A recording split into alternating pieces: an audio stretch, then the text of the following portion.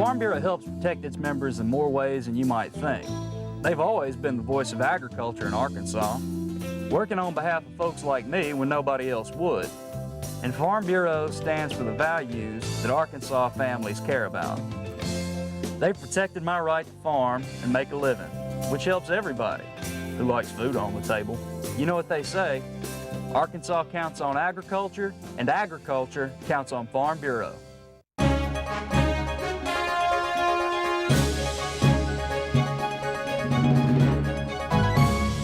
Technological advances are pushing the limits of how we use our cell phones, our smart tablets, our laptop computers. Our habits are also pushing the limits on the infrastructure to support all of this activity.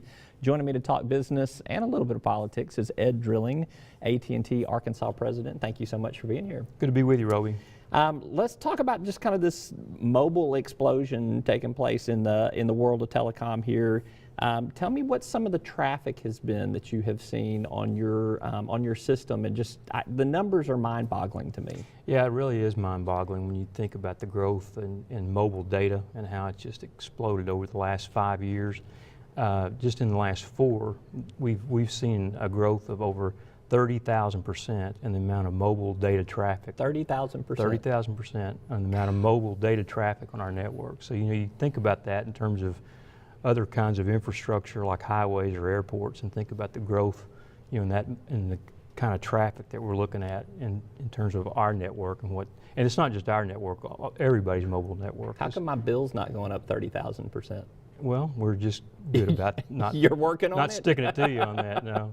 But the data plans have been very reasonable. So really, actually, like you're saying, I mean, compared to what you're actually getting, your bill is kind of going down. So, but it's a good value. Obviously people have caught on to the smartphone tablets. Over half of our customers carry a smartphone now. In Arkansas, especially, over half the people are just wireless only. They don't have a landline at home. So that's their way they communicate, way they interconnect with the internet, and that's the way they do business. So how do you reshape your business model? I mean, you were set up at one point in time for the legacy, clients of people that had those hard lines, those landline phones, and now you're having to deploy resources, shift things a lot differently. How difficult is it to kind of keep up with that transition? Well, we've had to pivot hard because just as an example, when I first got into this job with AT&T in 2001, we had 1.2 million landline customers in Arkansas. At the end of 2013, we've got about 250,000. Really? So significant decrease. In the residential households that we pass, only 15% now have a landline, a traditional voice landline. So tremendous shift toward mobile and a tremendous shift towards smartphones. So we've had to build a lot of capacity and upgrade from 3G to 4G to LTE on our network in order to accommodate the need for faster speeds and more bandwidth, and that's what we've invested to do. And what comes after LTE? Are you even ready to talk about that yet? We'll worry about that just in a few years. Right. But right now we're getting really close. At the end of this year, we'll be completely LTE in Arkansas. So we're getting very close to getting all of it up and running. You told me in late December we talked about just where you're seeing some more technology purchases. I think we've got a full screen graphic we're going to pull up here. I'm going to quote you in terms of what you said. You said that, I think in terms of the economy, we've seen a few slow growth years, referenced in the last couple of years. Businesses and consumers were cutting back, but the businesses seem to be coming back into the marketplace now.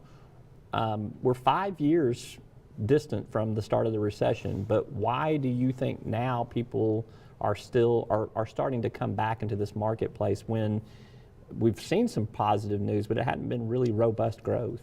Well, I think, when I was talking about that, I was really basically talking about equipment upgrades and major purchases by businesses to upgrade their capabilities, and that's what I think we're seeing. It was kind of a slow growth time, kind of flat, but I think businesses have put off technology purchases. I think their need for more bandwidth and more broadband is also driving some of this.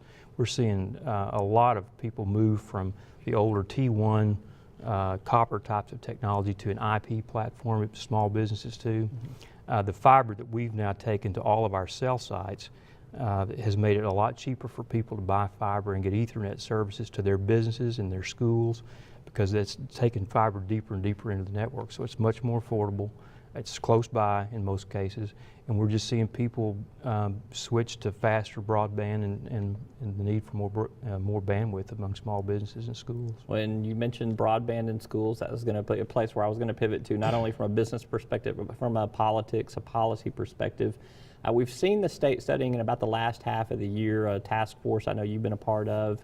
There's been 2 task forces working on this, but basically how to ramp up in a substantial way broadband service to public schools. The industry had some dispute over maybe a state analysis of where we stood in terms of the state of broadband in public schools. What do you think is realistic in terms of where we are related to those rankings and to that initial report? Well, I think, you know, obviously there are a lot of different reports that come out that show Arkansas that we're toward the bottom of the list of all the states in terms of broadband in the schools and in businesses and homes as well.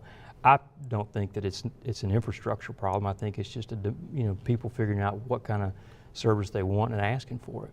I mean, as I mentioned just a few minutes ago, I mean, we've taken fiber, and so have the other providers, deeper and deeper into our networks, even in rural areas. So I think the infrastructure and the fiber and the bandwidth is out there. It's just a matter of people telling us and figuring out a way, what is it that they want and how we're going to pay for it. A lot of it in the schools, K through 12 and libraries, is actually reimbursable through the federal E-rate program, which is a program. Pays up to 90% of it. It can, depending on how many assisted lunch program students you've got in your school. But it's a very robust program. I don't know that we're taking full use of it like we should. But I think the solutions are out there. The providers, not just us, but all of them, I think, are wanting to be part of the solution and think that we've invested heavily across the state and have the infrastructure out there to do it. We've got about 60 seconds left here, so there is an opportunity or possibility that there could be some discussion in this legislative session to put some money together for this broadband to public schools investment. Piggybacking on the RON network has been one of the things that's been discussed here. What do you think is the most reasonable solution from your company's perspective to solving this problem? I think all the providers think that we've got a part to play in providing a solution. We do this for a living. We've got a lot of network capability out there that we can bring to the table and provide. We're just looking forward to working with the state somehow and providing those solutions. And granted, we need more bandwidth in the schools, there's no doubt about it. Is the RON possibility a solution to you? It's one of the things that's being talked about. It could be. It could be. It could be. He's Ed Drilling. He's AT&T of Arkansas President. Thank you so much for being with us. Thanks, Roby. All right. More insight on the overall economy is coming after this word from our sponsors as we dive into our latest poll numbers from Talk Business and Hendrix College. And later, political columnist John Brummett with the Arkansas Democrat-Gazette with a window into the world of the state capitol, the private option. What are its options? We'll explore right after this.